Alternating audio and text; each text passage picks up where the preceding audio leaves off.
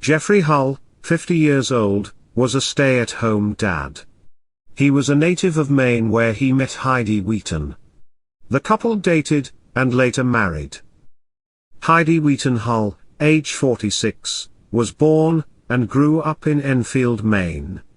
She graduated from State University of New York at Purchase in 1999. She was an operations manager at FM Global for over 20 years. FM Global is a commercial property insurance company. Heidi was named by the magazine, Business Insider, in a prestigious list of women to watch. Heidi climbed the corporate ladder, starting as a temporary employee in the processing department, to the first woman to be promoted to a senior vice president position in the 185-year history of the company's existence. Heidi oversaw the Cleveland, USA operations for Ohio, Kentucky, West Virginia, New York, Pennsylvania, and parts of Michigan. The couple had 2 children, Garrett, 9 years old, and Grant, 6 years old. Grant and Garrett both attended Airview Elementary School. The family had 2 beloved dogs. Both boxers. 13-year-old Murphy, and the family's new addition, 12-week-old Ovi. When Heidi was promoted to Cleveland Operation Manager in 2017, the family purchased their home. It sits on English Turn, in Avon Lake, Ohio. It's a well-to-do Cleveland suburb with a population of around 25,000 citizens. On September 7, 2021, Heidi missed several important conference calls, and colleagues became extremely worried. The company sent personnel to the home to check on Heidi.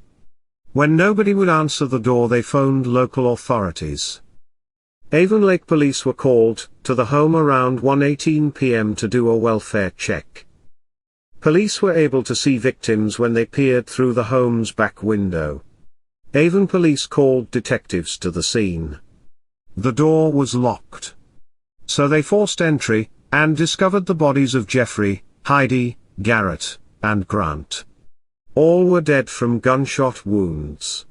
One of the family's 2 dogs was also found with gunshot wounds. It's unclear which of the 2 dogs, Ovi or Murphy. The dog was still alive and rushed to Avon Lake Animal Clinic where the pet received emergency treatment, but succumbed to his wounds. Local police as well as the Ohio Bureau of Criminal Investigation began an investigation into the murder-suicide. According to authorities, there's no hint of trouble with finances, or any trouble in the marriage. No previous incidences of domestic violence or abuse from the family. There's also no signs of mental illness. Police are still investigating the murder-suicide, and have not found a motive yet. Jason Lloyd remembers 9-year-old Garrett well. He said he drafted him for his team. He coached him for 2 years.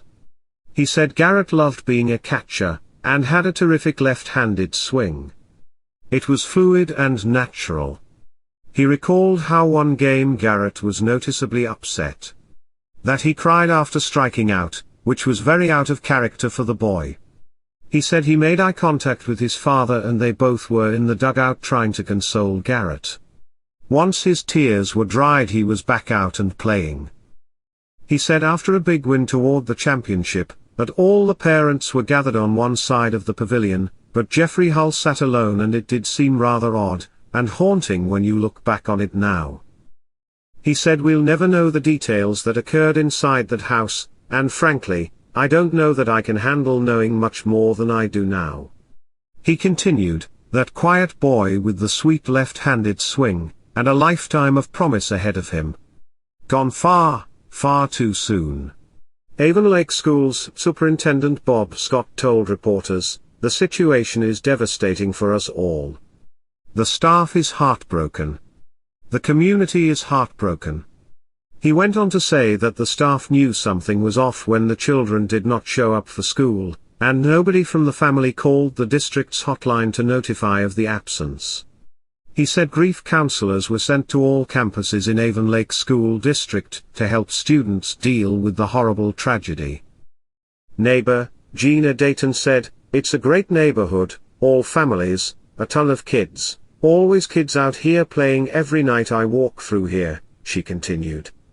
"I'm in disbelief. I can't imagine what the family was going through, what could have happened or what the family was dealing with." The superintendent also released the following statement to the public. Eriview Elementary School, part of Avon Lake City Schools, lost 2 wonderful students today. Our hearts are broken. This tragedy defies our understanding, but our community is here for our students. Counselors will be on site at Eriview in the morning for students and staff. On September 12th, the community held a candlelight vigil to mourn the whole family. Neighbors, friends, and family formed a circle praying and singing Amazing Grace in their memory. Nearly 100 people gathered on the front lawn. As everyone lit candles, others took turns at a microphone saying their prayers for the family. Others educated about helping those in need. Funeral and burial information was not made public. If you or someone you know needs help, the National Suicide Prevention Lifeline can be reached at 1-800-273-8255. Nicholas Mavrakis III, age 47, served in the United States Army from April 1993 until July of 2013 as a staff sergeant. He was deployed to Afghanistan on 3 separate tours of duty. He also served in the Iraq War twice. Nicholas was married to Leslie Mavrakis, age 37. Leslie worked at Canine Hairstyles, a professional dog grooming service. She loved all animals, especially dogs. The couple had 2 children, 13-year-old Ace, and 5-year-old Pippa. Ace was in the 9th grade at Jackson Middle School where he played football. He spent most weekends with his cousins doing various activities, including playing video games. Pippa recently graduated from preschool, and was about to start kindergarten this year at Strausser Elementary School. She loved her stuffed animals. Her favorite color was pink. The family of 4 moved to their home back in 2016. The home was located in a ritzy suburb, in the northwest Jackson Township, just 5 miles from Canton, Ohio. On Father's Day in 2021, a relative showed up to the home, and could not get anyone to answer the door. She immediately called 911. 6817 Salerno Drive, or Street. Okay, what's going on? I haven't heard from my sister, and I came over here, and I don't know, the dogs are barking. I don't know what's going on. Okay, she's not answering the door? No. Her husband, Okay, how old is your sister? She's 38, maybe 37. I know her husband has like PTSD from the military, and he's been having some problems. I don't know what's going on. Okay, do you hear any people talking inside? No, and her dogs aren't barking either. Are there vehicles in the driveway? Yeah, they're both here. What's your sister's name? Leslie. What's her last name?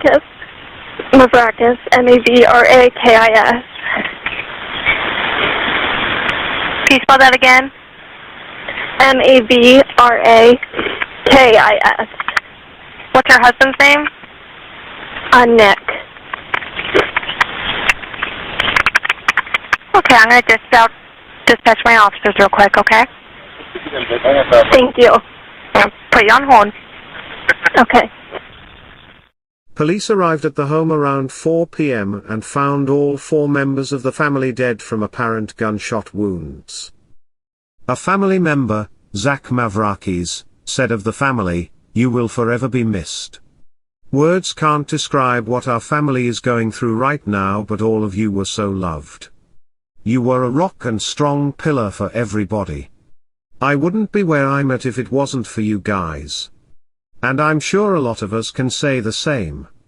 I just can't believe this is happening right now. I love you guys so much. Look down on us."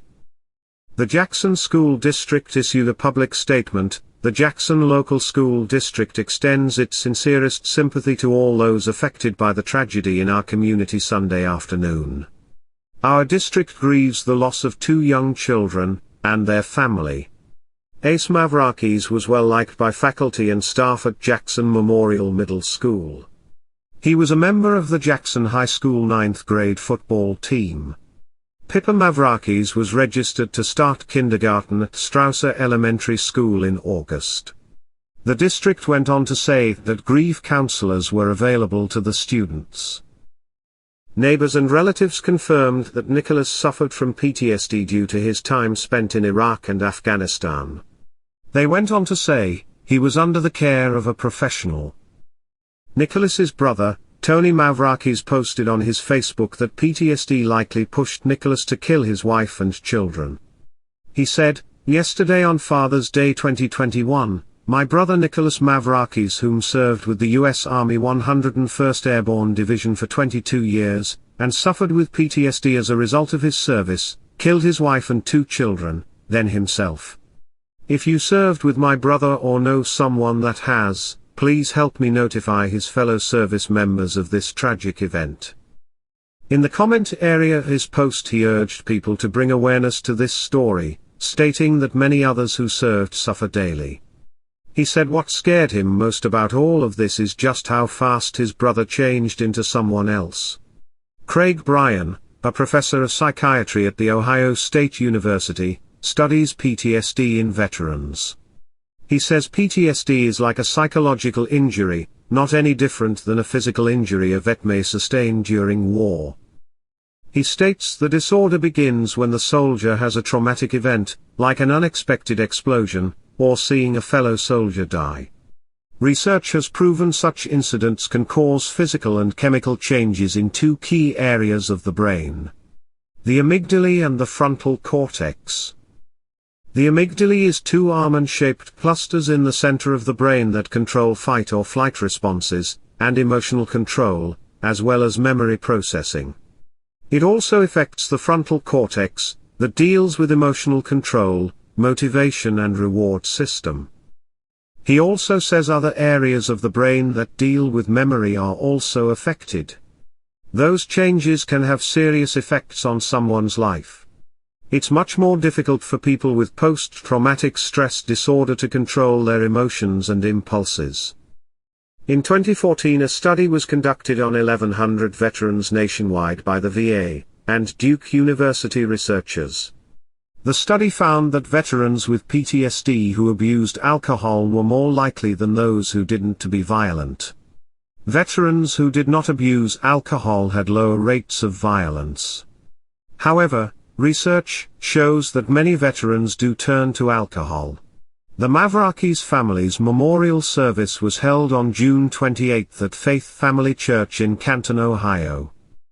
The co-founder and CEO of Uppbeat in Canton, Trevor Meyer, says the indicators that someone with PTSD is in crisis are withdrawing from normal activities or pastimes, incidents of explosive anger or other extreme reactions, or increase in alcohol or drug use. If you know someone who needs help, call the Veterans Crisis Line at 800-273-8255.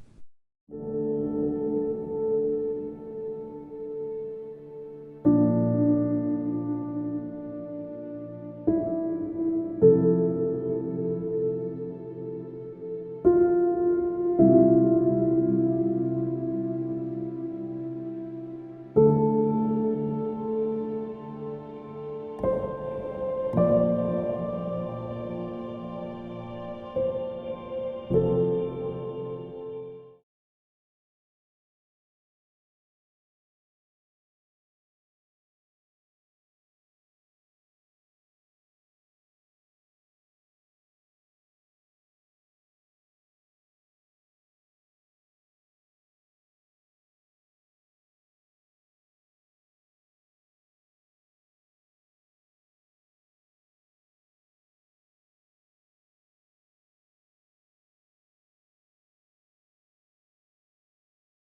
Jeffrey Hull selfishly murdered his family.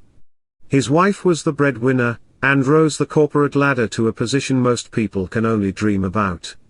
Why did he decide to eliminate his family? Was she leaving him? Was he jealous of her success? Since the only one with the answers is buried, I suppose we can only speculate. Nicholas Mavrakis served his country with honor. He fought in numerous wars that scarred him psychologically. Did this contribute to the murder of his family? Nobody can really say for sure. Regardless, it doesn't excuse what he did. He stole his children's futures, and their hopes and dreams. It's a tragic irony that he protected our country from harm, but when it came to his own family, it wasn't a foreign intruder, but his own hands that destroyed them all. More needs to be done to help veterans before more lives are lost. That concludes this episode. Keep your eye out for the next volume, coming soon. If you enjoyed this video, consider subscribing.